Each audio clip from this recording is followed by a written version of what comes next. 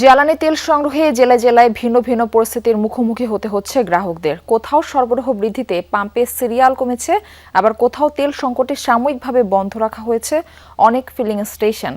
আজও রংপুর বিভাগের অনেক পাম্প বন্ধ রাখা হয়েছে। মালিকরা বলছেন, ডিপো থেকে যেই পরিমাণ সরবরাহ মিলছে তা চাহিদার তুলনায় অনেক কম, ফলে দ্রুত মজুদ ফুরিয়ে যাচ্ছে। ময়মনসিংহ বিভাগের জামালপুর ও শেরপুরেও একই চিত্র। তেলের জন্য এক পাম্প থেকে আরেক পাম্পে ঘুরছেন গ্রাহকরা। চট্টগ্রাম ও খুলনায় জ্বালানি তেলের সরবরাহ বৃদ্ধিতে ভোগান্তি কমেছে, তবে দুই বিভাগের কিছু জেলায় এখনও সংকট রয়েছে। সাময়িকভাবে বন্ধ রয়েছে অনেক ফিলিং স্টেশন। তেলের দাম বৃদ্ধি ও ডিপো থেকে সরবরাহ কিছুটা বাড়ানোর পরও অনেক জায়গায় রেশনিং পদ্ধতি বহাল রয়েছে, তবে আগের তুলনায় বেশি পরিমাণ তেল বিক্রি করা হচ্ছে গ্রাহকদের কাছে।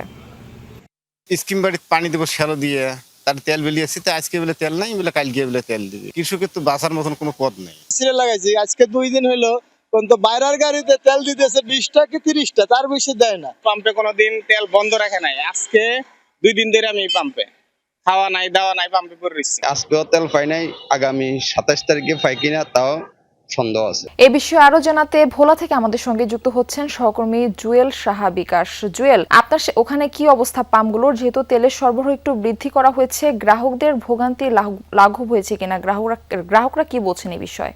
আসলে আপনি যেমনটি বলছিলেন, ভোলায় কিন্তু 3টি পাম্প রয়েছে ভোলা শহরে।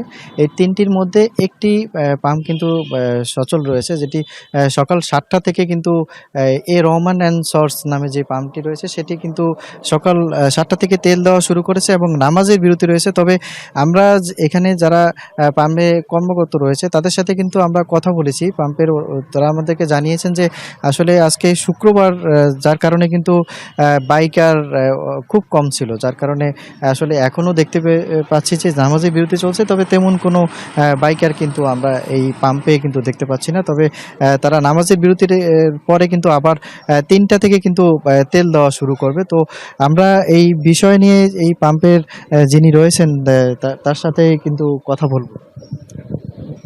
আসসালামু আলাইকুম। আমরা সকাল 8টা থেকে শুরু করে 12টা পর্যন্ত একটানা তেল দিয়েছি। আগের চেয়ে কিন্তু সরবরাহ ভালো, চাহিদা আছে। তার চেয়ে আগে আমরা যেরকম 300-400 টাকা দিতাম, এখন 500-700-1000 টাকাও দিতেছি। এখন সকালে দিছি, এখন নামাজের জন্য বিরতি আছে, 2 ঘন্টা বিরতি। নামাজের পরে বিকাল 3টা থেকে আবার দেওয়া হবে এবং আগামীকালও আমরা তেল এইভাবে দিয়ে যাবো আর কি। আশা করি এখন আর কোনো সংকট নাই, সামনের দিকে আর সংকট হবেও না।